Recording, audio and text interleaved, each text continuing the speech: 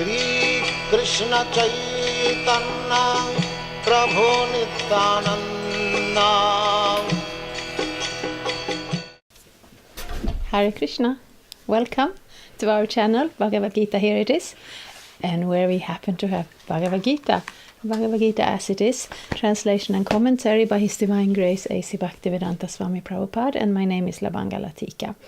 We are reading the 6th chapter of the Bhagavad-gita, so that's more or less a third in. Occasionally I want to go back and bring up the fact that in order to fully appreciate the 6th chapter, well, the 5th chapter, the 10th chapter, any chapter, it's very good to have one's be strongly based in the 2nd chapter, where we hear about the difference between the body and the soul, and how my real identity is to be an eternal spirit soul, and right now in this world most of us cannot help but identify as the present body. And when that distinction is understood, then all the instructions from Krishna, they make sense because there's a context to it. So today we're starting with text 36 of the 6th chapter. Asangyatatmana yogo dushprapa iti me matihi vasyatmana tuyatata sakyo vaptum upayataha. For one whose mind is unbridled, self-realization is difficult work. But he whose mind is controlled and who strives by appropriate means is assured of success. That is my opinion. And this is Krishna speaking. So Krishna's opinion is a little more valid than most people's opinion. Purport. The Supreme Personality of Godhead declares that one who does not accept the proper treatment to detach the mind from material engagement can hardly achieve success in self-realization. Trying to practice yoga while engaging the mind in material enjoyment is like trying to ignite a fire while pouring water on it. Yoga practice without mental control is a waste of time. Such a show of yoga may be materially lucrative, but it is useless as far as spiritual realization is concerned. Therefore, one must control the mind by engaging it constantly in the transcendental loving service of the Lord. Unless one is engaged in Krishna consciousness, he cannot steadily control the mind. A Krishna conscious person easily achieves the result of yoga practice without separate endeavor, but a yoga practitioner cannot achieve success without becoming Krishna conscious. It's interesting. Prabhupada translated Bhagavad-gita very early. When he came to America from India, he was 69 years old, isn't it? Yes, he was 69 years old. This was 1965. And at first he didn't have a very stable situation. Now you look at the Hare Krishna movement all over the world. There are temples, there is activity, there is some kind of economic security and basis.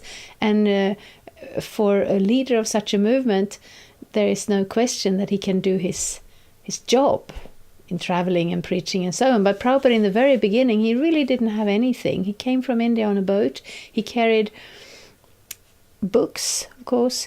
He carried a little bit of Indian money, maybe to the value of 5 euros, something like that. And Indian money you could not exchange outside of India in those days. A little bit of some foods, some grain flakes of some description, and a trunk of the Srimad Bhagavatam he had already translated. But he sat down under very simple circumstances and just started his work on translation. Somebody gave him a dictaphone, so he didn't have to write. He was actually speaking the translation, which is very much in line with the oral tradition of the Bhagavad-gita. But this was very early. He didn't have great numbers of followers. He didn't have riches or that sort of security. So it's quite interesting. And in that time, he was also spending some time with another yogi of Indian origin who had his own yoga studios. And I think Prabhupada would see there that, he would go there, they would have a good friendly relationship. But when Prabhupada spoke, he was very uncompromising. He didn't cater to the tastes of the, rich people in order to become popular. He just spoke this message. And the message is, just like another example is given, just like if the house is burning down, you don't waste time in making people feel good necessarily. You think if they don't get out of the building, they will burn. And in the same way, if we're in this material form of life and we do not get access to the process of self-realization, then we will create heaps and heaps of karma, and we will take birth after birth in order to get the results from all of our activities. And no sugarcoating can change that fact. So when we start from in that position, we know the position of the spirit soul. We know, and with we, I kind of mean anyone who has read Bhagavad-gita. You don't have to be completely self-realized to actually claim. I know this because I learned it from someone who knows. We know that this situation in the material world is temporary, and also that there is a spiritual situation that is not temporary.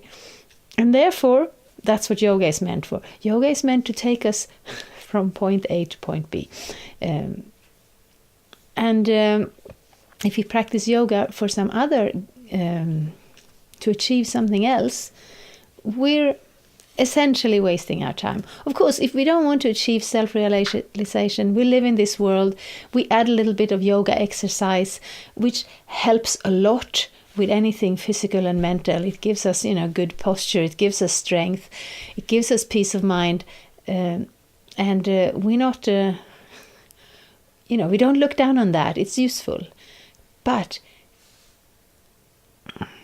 there are so many examples. But if you don't know the actual thing we can get out of it, it's just like if you have cats. I don't have cats, but I have family members who have cats.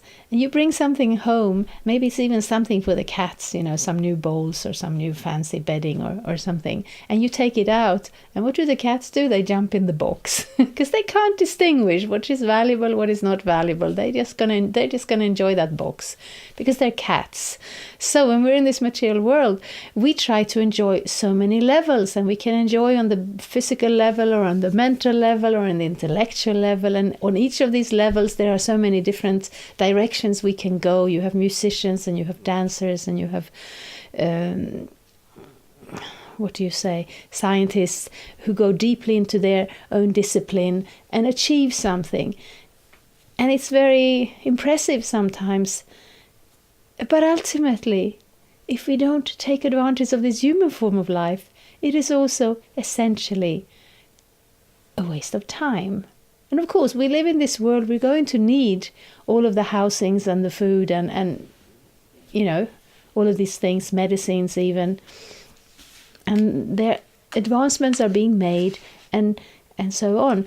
Because sometimes we read Bhagavad-gita and we become very negative and we become very, a little bit morbid. We're all going to die and everything is useless. And of course, we're here right now. So we will take care of our duties and our mental health and our own tranquility, because we cannot overdo it. We cannot pretend to be on a level which we are not on. But at the same time, we want to bring the focus back. We want to bring the focus back to what is the actual absolute truth. That truth that never changes, and that truth which we have access to. So Krishna says, that is my opinion. The mind can be bridled. It's very difficult. Even if you don't know what the mind is and how it functions, it's even as Arjuna was saying a few verses previously, this seems more difficult than controlling the wind. It seems impossible. Who can control the wind? It's not possible. And the mind also cannot be controlled in an unnatural way, just like children can generally not be controlled in an unnatural way either. Sometimes they say that, oh, you Hare Krishnas, you just brainwash your children. And yeah, let me know if somebody finds out a way to brainwash the children. I'm just joking. I'm not going to, of course, brainwash my children, especially now it's too late. They're already grown up.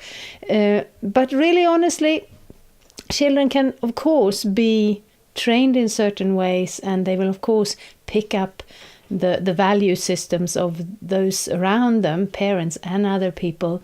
But essentially they're individuals. They're going to have their own desires, they're going to have their own drive, grown-ups as well. So we need to and the mind, if we don't realize that the mind is a separate element from ourselves, and we don't have an understanding of the value of a controlled mind, and we don't do any work in that direction. Of course, we can be lucky, is one way to put it, or having a certain good karma is another way to put it, that we have a mind that is a little more peaceful, that is a little more in line with our own interests, and then we won't have so much trouble with it. But especially for spiritual life, if you and your mind are at cross purposes, it will be very difficult. So therefore, Krishna says the mind can be, the previous verse actually, it's undoubtedly very difficult to curb the restless mind, but it's possible by suitable practice and by detachment. For one whose mind is unbridled, self-realization is difficult work, but he whose mind is controlled and who strives by appropriate means is assured of success. That is my opinion. So therefore we will hear more about this, because we don't want to control the mind in an artificial way, just like the children cannot be controlled in an artificial way. If you're doing something important, if you're on the stove cooking and there is fire and it's kind of a little bit hot and dangerous, and the children are running around, that is not ideal. But also you cannot tell the children, be quiet, sit down, do nothing, because it's totally against their nature. So the best thing is to give them good engagement, work together with them. And with the mind also, if we just try to decide, the mind will from now on be shut up and I will not deal with it, it's simply not going to work. So the yoga process is a more mechanical process with breath control, with bodily postures, and with certain exercises of meditation. The mind will be calmed down. So after that, the next step is to practice, come to the level of God realization. With Bhakti Yoga, it's the other way around. We feed the mind Krishna consciousness, and Krishna is so much more attractive than anything else in this world that the mind would want to run to. But it takes some time for the mind to catch on. It's also said, if your mind is under your control, it will be your best friend. So yes, that is what we are speaking on in this chapter, and I think that's what I wanted to say for this verse. We have, of course, this channel, and if you look under the film, there's a little box. I will put some links there, and that you can find your own Bhagavad-gita, that you can find a Hare Krishna temple, and also underneath that, you're very welcome to leave questions and comments. Maybe subscribe as well if you'd like to see more of this. Thank you very much. Hare Krishna. Thank you for watching. We aim for updates every Tuesday and Friday. Please come back. If you have any questions or comments, please leave them down there. We also have some links and information for you. And there is, of course, the subscribe button. Thank you. Hare Krishna. I'm a Hare Krishna, and I approve this message. Subscribe. Hare Krishna, Krishna Krishna, Hare Hare, Hare Rama, Rama Rama, Hare Hare.